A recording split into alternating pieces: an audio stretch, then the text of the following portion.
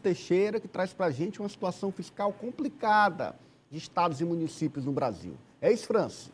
Isso mesmo, Ananias. Um levantamento feito com base nos dados da Secretaria do Tesouro Nacional, catalogados pela Confederação Nacional dos Municípios, que apontam essa piora fiscal nos municípios brasileiros. Tem aí, inclusive, em cartela os dados.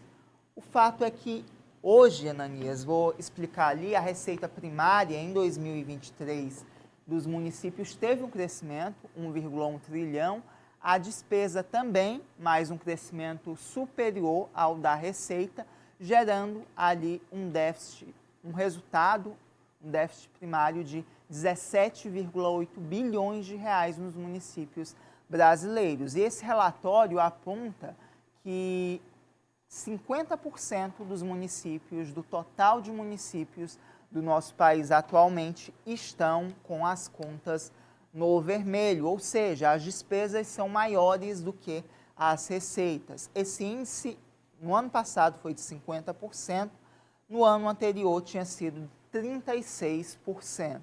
Ou seja, apenas de um ano para o outro, 14% dos municípios brasileiros ficaram com as contas no vermelho. Ou seja, não tem mais como dispensar qualquer tipo de arrecadação, de geração de impostos para o município, sob o risco de entrar numa situação de insolvência e de não ter nem sequer como pagar o funcionalismo público municipal.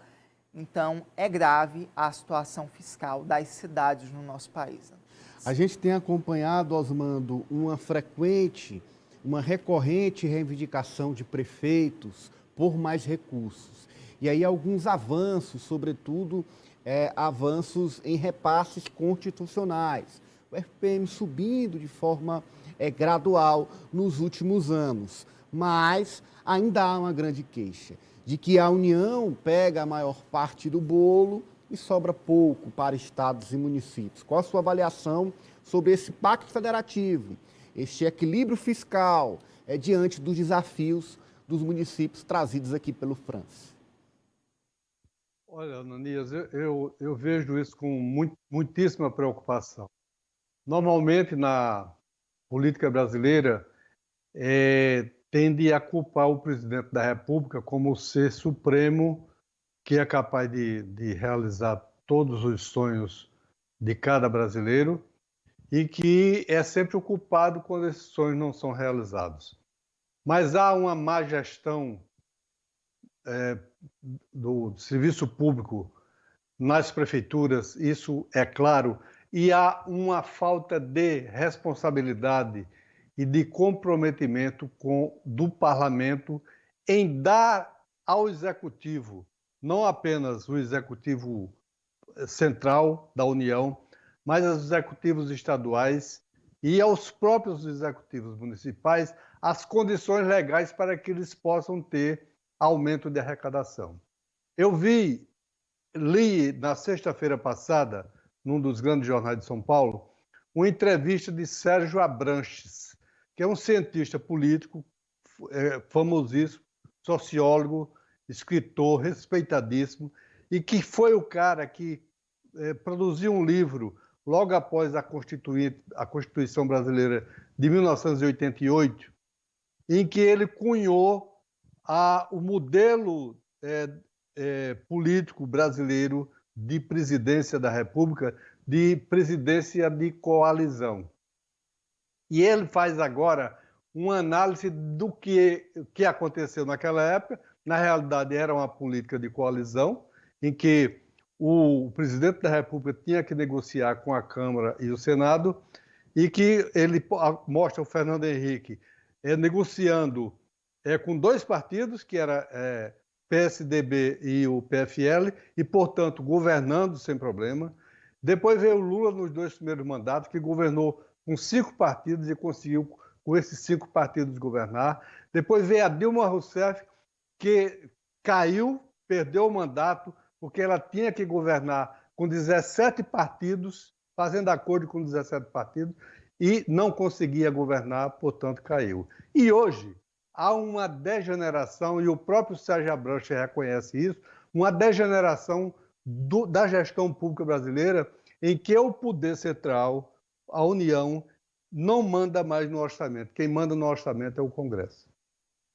É o Senado e é a Câmara dos Deputados, sobretudo. Então, querer agora culpar o poder central quando a Câmara e o Senado não cumprem o papel de dar as condições legais de votação de projetos, de aprovação de medidas que possam garantir aumento de renda, aumento de receita, é impossível você governar dessa forma. E para Arthur Lira há um nome para este momento. Há o Congresso Municipalista, que é o Congresso que passa a tomar as vezes do Executivo e realizar aquelas obras nos redutos eleitorais, nos municípios, dos aliados dos deputados e senadores da República. Nunias, eu ousaria dizer que esse projeto que o governador Rafael Fontela executa aí no Piauí, de participação... Orçamento participativo. Orçamento participativo, ele é muito mais importante para o país, para o município, para a nação e os estados, do que as emendas orçamentárias. As emendas orçamentárias resultaram no orçamento secreto e resultam nessa bagunça que está hoje mergulhado o Brasil. Se nós tivéssemos orçamento participativo da forma como está sendo implantado hoje no Piauí, quem sabe nós não teríamos daqui a alguns anos um equilíbrio e uma sobrevivência para os municípios. É isso. Está aí, então, a reflexão levantada por Osmando, que eu concordo.